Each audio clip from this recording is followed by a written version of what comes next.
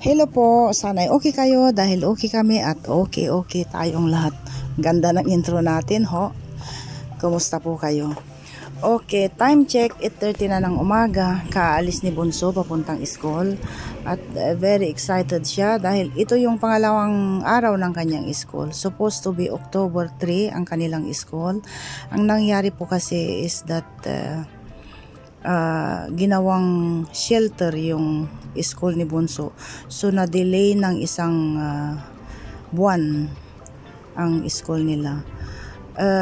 Alam nyo na yung sitwasyon dito guys, yung mga nasa south na apektado ng kaguluhan ay lumikas sila dito at yung school ni Bunso ay isa sa mga ginawa nilang shelter.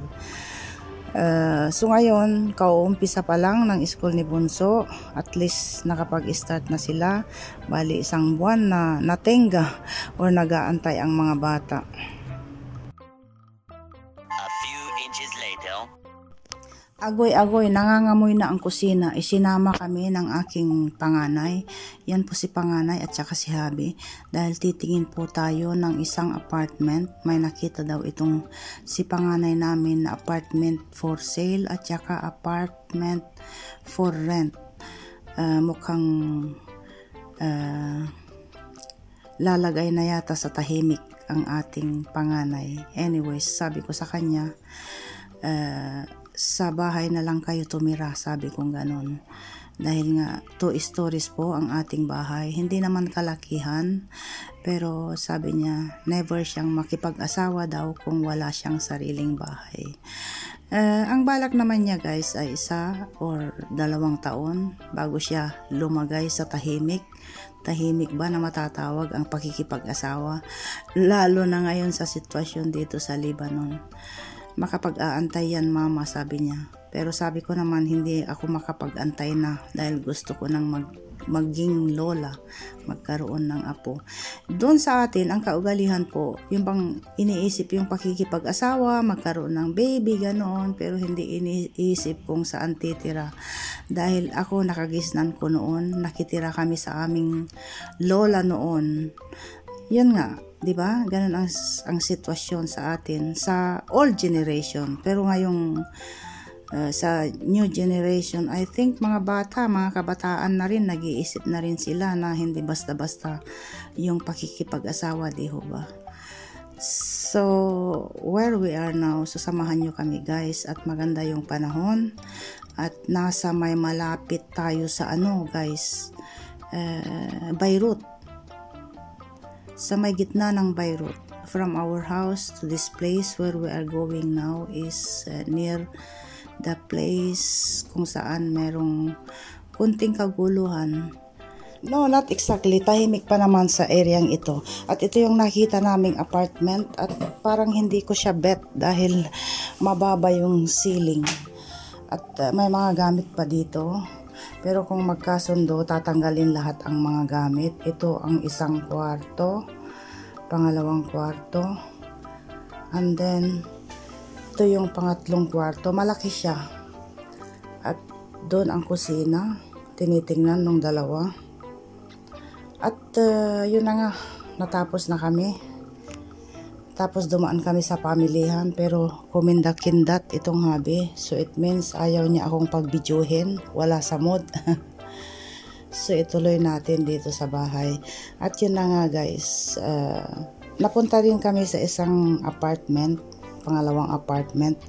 Merong 2 kwarto, isang salas at saka isang kubeta. Yun ay nagkakahalaga ng $62,000. Yung unang nakita namin is bali $65,000, ganoon. Meron din kaming nakita guys, maliit lang, isang salas, isang kwarto, isang kubeta at saka isang kusina, $45,000. So para lang magka-idea kayo kung paano ang presyo ng mga bahay dito. Makakakita ka rin ng mga 40,000 pero isang kwarto, isang salas, tapos maliit na kusina, maliit na kubeta. Ganoon. Depende din sa lugar. At yun na nga, where we are now, hindi ko na pinakita isa-isa ang ating pinamili dahil palagi na lang na ganito bumibili ng asukal, asin, spaghetti. So salamat kay Bunso at tinulungan niya ako sa pagliligpit. At yun na yun guys ang na-share kong ganap for today. So sana'y okay kayo dahil okay kami at okay tayong lahat. At about sa sitwasyon, ganun pa rin guys. Ang kaguluhan ay nagaganap pa rin doon sa south. Pero may mga ligaw na bala na kung minsan napupunta sa aming area ba. So dasal-dasal lang ang aming ginagawa, sinasamahan ng pagdadasal ang aming pamumuhay araw-araw.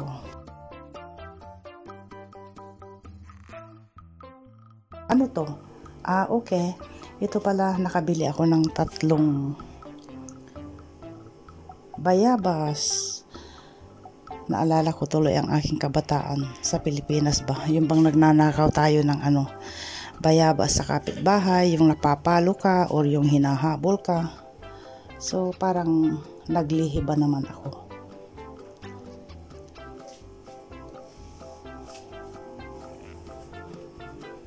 So hanggang sa muli guys, kita-kits tayo ulit sa susunod na ganap.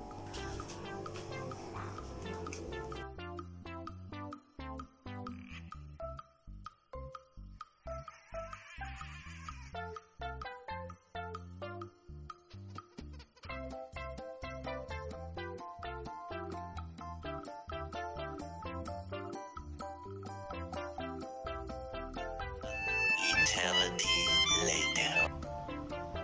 Hello guys! Tingnan nyo ang weather, oh. Summer na summer.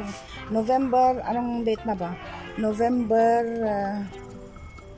8 yata? Or 9? Ayan. Naka-shorts pa tayo. Kati, shout out kay Kati. Yun. Giniginaw na si Kati. Pero pag nasa bundok naman kami guys, balot na balot. Dahil yung place namin, bundok yun. At the same time, kay Kati, parang bundok din yun. Pero mas mataas yung sa amin, dun sa bundok. So, patuloy yung ating paglilinis. Wala na lang ginawa, kundi yung maglinis ba. At saan ko ba ipupwesto itong camera guys? Ipwesto natin dito dahil maglilinis po tayo.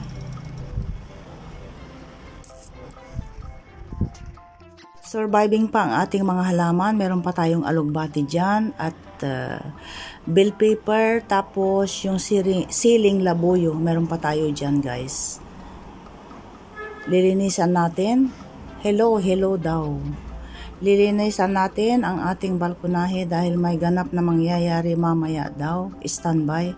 Hindi pa sure pero tingnan natin. Pero dapat malinis ito dahil nga may ganap na mangyayari. Buti na lang meron akong hose dyan na hindi na kailangang magbitbit. Nasa corner po yung ating hose. Daluyan ng tubig. At meron akong viewer dyan. Naandyan sa gilid si Lucky. Where is Lucky? Naandun siya sa may gilid. Ayun siya. Oh. Matino naman siya. Hindi siya basta-basta bababa kung alam niyang may tubig sa baba.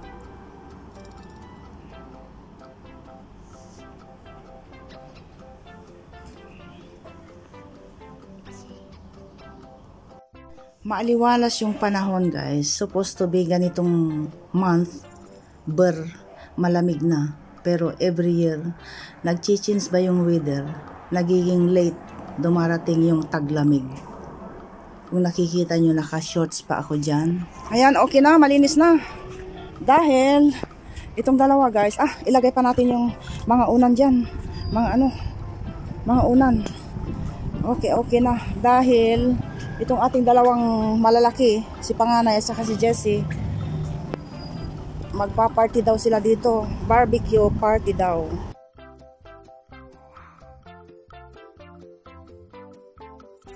May nakababad na akong mayroon na akong namarinate doon.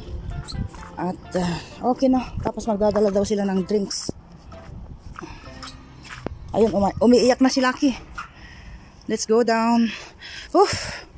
Tapos na.